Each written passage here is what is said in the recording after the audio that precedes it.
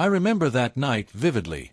I had the house to myself because my wife, Emily, had texted me earlier, saying she'd be working late again. Honestly, this had become a bit of a routine for her lately. I didn't mind though. I had my plans. I decided to grab a burger from a nearby spot and spend the evening with a glass of bourbon and the latest Jack Reacher novel. It was the perfect setup for a quiet night. Emily and I had been married for 6 years. At the beginning of our marriage, we made a deal. We'd each contribute a set amount to our joint account for shared expenses like bills and vacations. The rest of our finances, savings, checking, retirement funds, would stay separate. That's how she wanted it. Even when Emily started working extra hours, it didn't affect her salary, so I had no clue how much she was making. But we didn't need it anyway. We were both doing well, and our joint account had more than enough to cover everything. Now, let me be clear, her insistence on separate accounts wasn't a big deal for me. I got it. I used to struggle financially when I took over my dad's auto repair shops. The economy had hit me hard, and there were times I couldn't even pay myself. But I refused to let anyone go. I'd rather dip into my savings to keep the business afloat than lay someone off. That was my responsibility. Even though Emily knew I was going through tough times back then, she stayed distant from it all. She had a solid job as an accountant at a big company and kept her financial affairs separate from mine. I never asked her for help, even when things got tight. It was important to me to stand on my own 2 feet. Thankfully, I managed to turn things around. The shops went from just 3 small locations to a chain of 12, and I had plans to expand even more. But through all this success, I kept my salary low. I reinvested most of the profits back into the business, buying new equipment, upgrading everything. It was a smart move, and it paid off. Business was booming. Emily had always been ambitious, but after she finished her MBA and got poached by a Fortune 500 company, her career seemed to consume her. She was determined to climb the corporate ladder, especially since her boss was due to retire soon. That would leave a prime spot open, and she was hell-bent on making sure she was the one to get it. At first, I was supportive. I wanted her to succeed. But slowly, the dynamic between us shifted. She started working longer hours, claiming she needed to prove herself for the promotion. Then, the way she talked to me began to change. It wasn't just little snide comments here and there. It was full-on disrespect. Suddenly, I was just a mechanic, like my job wasn't important. She'd always been a little sharp-tongued, but this was something else. She was angry all the time, snapping at me over the smallest things. Her phone became another wedge between us. She was always glued to it, texting constantly, but turning the screen away from me whenever I was nearby. I'm not a suspicious guy by nature, but I noticed these changes. She'd be smiling at her phone 1 second, only to act cold and distant with me the next. The nights where she claimed to be working late became more frequent, and she was always sneaking off to check her messages, or worse, sleeping with her phone tucked under her pillow. Yeah, it was that bad. Things reached a breaking point a month ago. It started with an argument about something ridiculous, the oil change light on her BMW. She was mad because I hadn't taken care of it. I reminded her that the car came with free oil changes for the first few years, so there was no reason for me to do it when the dealership would handle it for free. She blew up at me, insisting that I just change the damn oil. That was it for me. I told her flat out that I never wanted her to buy that overpriced piece of German junk in the first place, and if she insisted on having it, then she could deal with the maintenance herself. I wasn't going to be her personal mechanic, especially when the dealership was offering free service. She lost it. Completely. In a fit of rage, she hurled her coffee cup at my head. I barely ducked in time, and it smashed against the wall behind me. I couldn't believe what had just happened. I looked at her in shock, but she just stood there, blank-faced, like she didn't care one bit.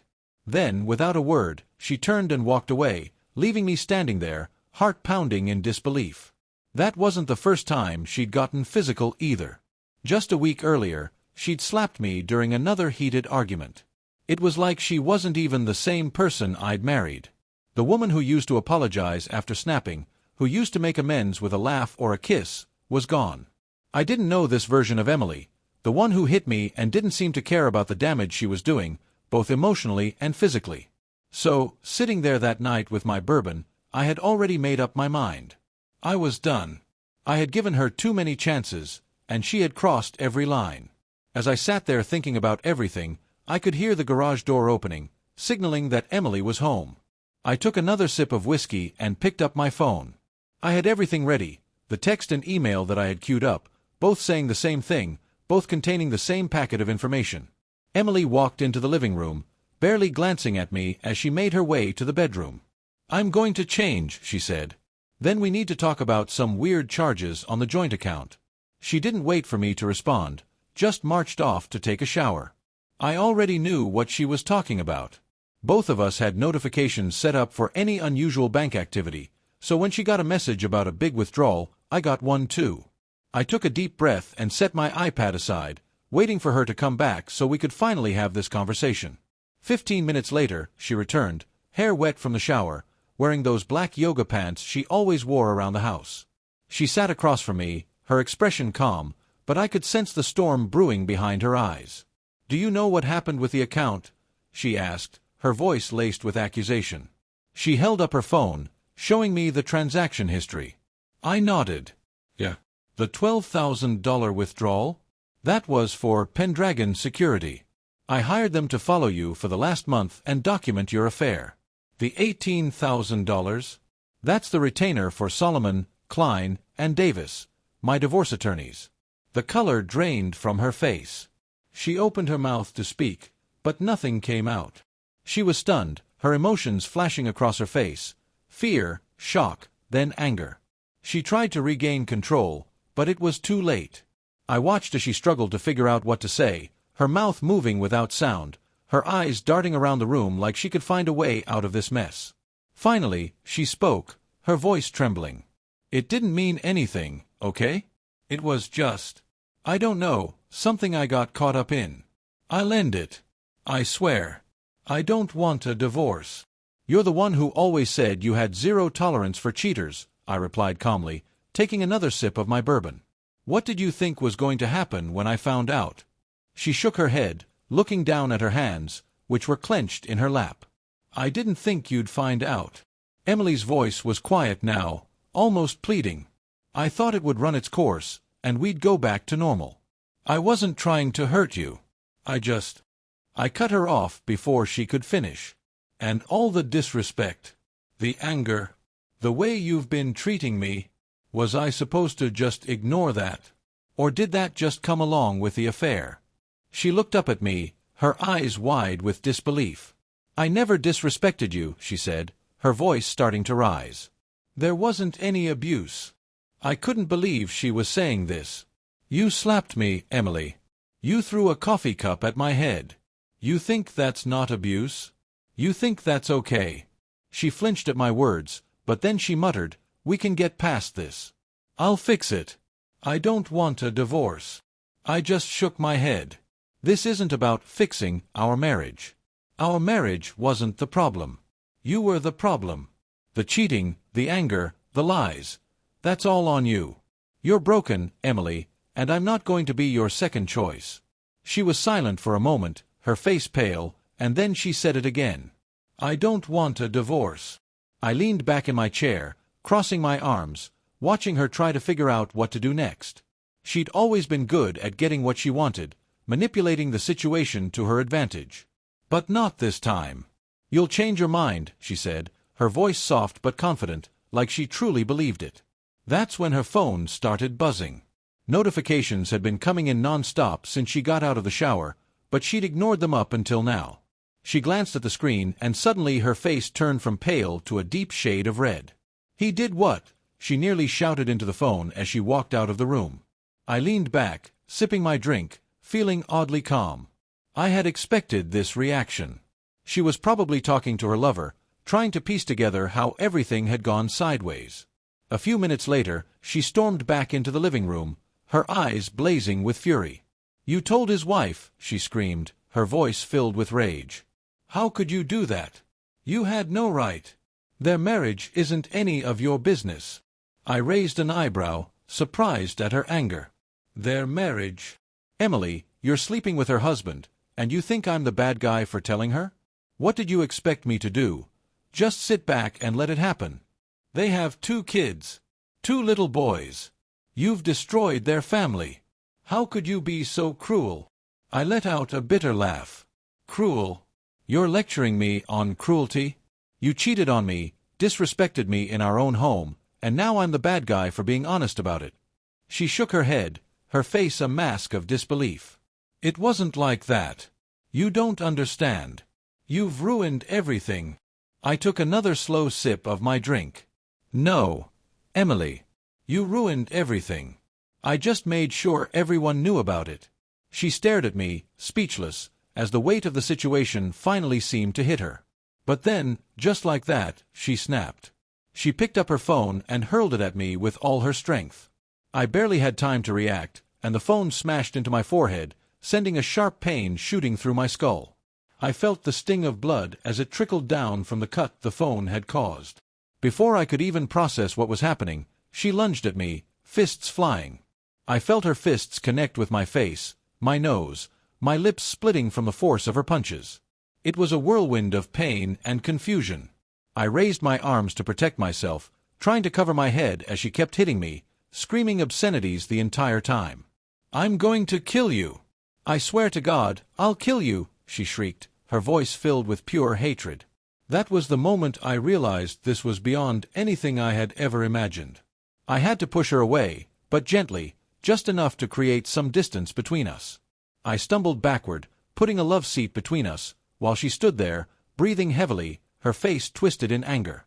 I glanced at the clock, hoping the police would get here soon. And then, just like that, the doorbell rang. The sound cut through the tension like a knife. "You should probably answer that," I said calmly, wiping the blood from my lip. Emily shot me a furious glare before storming toward the front door. When she opened it, she was greeted by 2 police officers. Her expression quickly changed from anger to confusion as they spoke with her in hushed tones. Every few seconds, she looked back at me, her face becoming more panicked with each glance.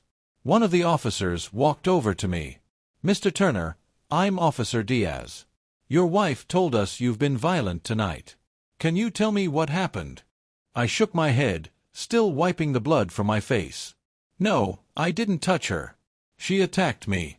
I'm the one who called 911. I pointed to the cut on my forehead, still stinging from where the phone hit me. "She's been getting violent lately. Slapped me last month, threw a coffee cup at me a week ago, and tonight. Well, you can see what happened." Officer Diaz frowned, clearly skeptical. "Do you have any proof of this?" I nodded and handed him my phone. "I recorded everything tonight." Officer Diaz took my phone and started watching the video in silence. I could see his expression shift as the footage played. His partner joined him, and the 2 exchanged a look before nodding toward each other. It was clear they now understood the situation wasn't what Emily had told them. After a few more moments, Officer Diaz handed my phone back to me. "It's pretty clear what happened here," he said. "You've got solid evidence of her attacking you. It seems like she's the one at fault, not you." I nodded, grateful that they saw the truth. "Yeah, I wasn't going to just sit there and take it. I've tried to keep the peace for months, but this has gone way too far." The officers walked back to Emily, who was now standing in the doorway, arms crossed, still fuming but clearly starting to realize the gravity of her situation. They asked her a few more questions, but at this point, it was a formality. They'd seen the video. There wasn't much left to discuss. A few minutes later, one of the officers came back to me. "We're arresting your wife for domestic violence and for making threats," he said. "You should also consider filing for a restraining order." I nodded again. "That's already in the works," I replied, thankful I had taken steps to protect myself legally. As the officers led Emily out of the house, her demeanor shifted from anger to desperation. She started pleading with them, but it was no use. They cuffed her hands behind her back and guided her toward the squad car. She looked over her shoulder at me, tears streaming down her face. "Dan, please. Don't let them do this. If you ever loved me, make them stop. I swear, I'll be better. I'll change." I just stood there, watching her as she cried and begged. But I wasn't moved. Not anymore. The love I once had for her was buried under months of lies, disrespect, and abuse. There was no going back. Once Emily was in the back of the squad car, Officer Diaz handed me his card. My email's on here. Send me that video, and we'll keep it on file. I thanked him and went back inside as they pulled away. I knew this was just the beginning. Emily's family wasn't going to take this well, and there would be more fallout to come. But for now, I was relieved to have her out of the house. I made a quick call to my attorney, Dwight Solomon. It went down exactly like we thought it would, I told him. She's been arrested. They took her to jail a few minutes ago. Good, Dwight said. Now keep your cool. If she shows up tomorrow, you know what to do. I hung up and went back to my chair, exhausted but feeling oddly calm. I knew I had made the right decision. The next morning, I was scrolling through some emails when I got a notification on my phone. Emily had been released on bond. I wasn't surprised. She had probably called her parents the second she had the chance. Sure enough, when I stepped outside later that day, her parents were standing there with her, looking worn out and frustrated. Emily looked like a mess, her face pale, her hair disheveled. But it was her eyes that stood out the most, cold, angry, and determined. Before I could say anything, a woman I didn't recognize approached Emily. She was young, maybe in her 20s, and looked official in some way. "Are you Emily Turner?" she asked. Emily nodded, looking confused. The woman handed her a thick manila envelope. "You've been served," she said flatly before turning on her heel and walking away. Emily ripped open the envelope, her face shifting from confusion to rage in a matter of seconds. "This is a divorce petition," she screamed, turning toward me. "You son of a—" I didn't respond. What was there to say? She knew this was coming. We both did. She just didn't want to admit it. After a long pause, she shook her head, her voice trembling with anger. "You won't get away with this, Dan. You're going to regret doing this to me." I sighed and looked at her calmly. "I didn't do this to you, Emily. You did it to yourself." Emily's face was flushed with anger, but there was nothing more she could say. She stormed off, her parents trailing behind her, both looking equally defeated. I could hear her muttering under her breath as they got into their car and sped off. Part of me felt a pang of sadness for how far things had fallen, but it quickly faded. This was the path she chose, not me. The next few days were strangely quiet. I didn't hear from Emily, and I didn't expect to, but I knew she wasn't done. Not by a long shot. Her parents, on the other hand, were persistent. They tried calling, leaving voicemails, and even showed up at the house once, but I didn't answer the door. I was done playing nice. On the advice of my lawyer, I had filed for a restraining order. With her growing unpredictability and the recent violence, it seemed like the safest option. It wasn't long before she found out, and when she did, things got worse. She started sending me angry texts, trying to guilt me into dropping the divorce and the restraining order. She even had her friends message me, pleading her case. But I wasn't budging. The truth was, the damage was too deep. Even if I wanted to salvage anything, it was beyond repair. A few weeks after her initial arrest, the next storm hit. I was sitting at home, enjoying a quiet afternoon, when I heard frantic pounding at the door. I checked the security camera, and there she was, Emily, along with her parents. They all looked furious, and I could hear them yelling from the other side of the door. "Dan, open this door. We need to talk." Emily's dad, Roy, was the loudest. He was banging on the door like he was ready to knock it off its hinges. I didn't respond. Instead, I grabbed my phone and called 911. I had a restraining order in place, and they were clearly violating it. The shouting continued. "Dan, I swear to God, you let me in this house, or I'm coming in myself." Emily was screaming at this point, her voice hysterical. "You can't keep me out of my own home. You coward." The next thing I heard was her father chiming in. "You piece of garbage. You're nothing but a greasy mechanic. You'll regret messing with my daughter. You're not a real man, Turner. Open this damn door before I break it down myself." I took a deep breath and stayed calm. My phone buzzed with another message from my attorney, reminding me to keep cool and let the police handle it. I was glad I had my security camera rolling. It was all being recorded. The threats, the aggression, it was all there. It didn't take long before I heard the sound of sirens in the distance. Emily must have heard them too because the shouting got louder more frantic. "You can't do this, Dan. You can't throw me out of my own life." The police arrived just in time. 2 squad cars pulled up, and I watched through the camera as the officers got out and approached the front porch. They spoke with Emily and her parents, who were now visibly upset but trying to play the victim. Emily was crying, her face red with emotion, and her parents were angrily pointing toward the house, still trying to intimidate me. One of the officers knocked on the door, and I opened it. "Mr. Turner, can you explain what's going on?" the officer asked, stepping inside. I handed him the copy of the restraining order and explained the situation, pointing to the footage I had recorded of them violating it. He nodded, clearly understanding the seriousness of what was happening. "We'll take it from here," he said, heading back outside to deal with the situation. A few minutes later, I heard Emily screaming as they cuffed her hands behind her back. "You can't do this! He's my husband! This is my home!" she shrieked, her voice cracking with desperation. But the officers weren't buying it. Her parents were next, both of them looking shocked and furious as they too were handcuffed and led to the police cars. Roy was still ranting about how I was going to regret all of this, how I was nothing without his daughter. But I just watched it all unfold through the window, feeling an odd sense of closure. They were all driven away, and the house fell silent again. It felt strange, quiet, but peaceful. The kind of peace I hadn't felt in months. I called my attorney to update him. Emily and her parents just got arrested. They showed up at the house, making threats. "Good," Dwight said. "That'll only strengthen your case. Stay calm, and keep your distance. This is going to be a process, but you're doing everything right." I hung up the phone and sat down in my chair, feeling a weight lift off my shoulders. I knew the road ahead wouldn't be easy. Divorce is never simple, especially not with someone like Emily. But at least now, I had control over my life again. The days after their arrest passed without much incident. Emily, her parents, all of them had been booked and were now dealing with the fallout. Emily's bail had been revoked for violating the restraining order, so she wasn't going anywhere soon. Her parents had posted bail and were now trying to figure out their next steps. It was hard to feel any sympathy for them.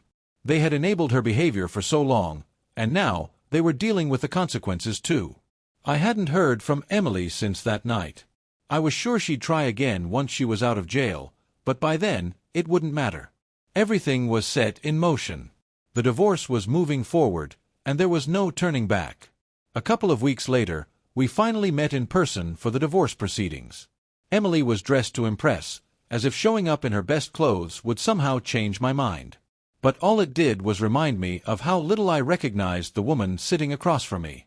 I saw her looking at me, almost like she was daring me to feel regret. But I didn't. All I felt was relief. Her lawyer was a piece of work, some sleazy guy who seemed more interested in making a name for himself than actually helping her. I guess she found him in desperation after her first attorney dropped her case. I can't say I blame the guy. Who would want to defend someone who had thrown their life away so recklessly? The meeting was brief. Most of the assets were divided without too much of a fight. We didn't have much to split, aside from the house, which was mine before the marriage. I had kept her name off the deed for a reason, a small voice in the back of my mind always telling me not to give her that level of control. Turns out, I was right. She slid an envelope with her wedding rings across the table. It felt strangely symbolic, those rings that once meant so much now lying between us like a broken promise. I took them without a word and placed them in my pocket, knowing I'd never look at them again. I slid my own ring across the table, and she barely glanced at it. The only thing that stood out was her posture, defeated, yet still defiant. As the meeting came to a close, I had one last question for her. "Why, Emily? We had a good life. I know you loved me at some point, and I loved you. Why throw it all away for some meaningless fling?" She sighed deeply, looking away for a moment before turning back to face me. "I don't know," she admitted. "Maybe I was bored. Maybe I wanted the thrill, something different. Maybe I thought it would help me get that promotion. Or maybe I just got restless." She looked me in the eye, her voice softening. "Do I regret it? Getting caught, yes. But the affair? No. I don't know if I'll ever be a good wife to anyone. But you were a good husband, Dan. You didn't deserve this." Her words stung, but at the same time, they confirmed everything I already knew. She had been lost long before I realized it. There was no saving our marriage because it had died the moment she started looking elsewhere. I nodded, accepting her answer, even though it didn't make me feel any better. We both stood up to leave, but before she walked out of the room, I called her name one last time. Emily. She stopped and turned around. You should probably take this, I said, gesturing to my wedding ring still sitting on the table. She hesitated for a second, then turned and walked away without taking it. As I watched her leave, I knew this was the final chapter of our story. There would be no reconciliation, no more what-ifs or regrets. I had done everything I could, and now, it was time to move on. Thank you for visited my YouTube channel. Your support, likes, and comments truly inspire me to create even more engaging content. If you enjoyed this video, don't forget to subscribe and hit the notification bell so you never miss an update. You're a part of this amazing community, and I'm thrilled to share my stories with you. See you in the next video on YouTube.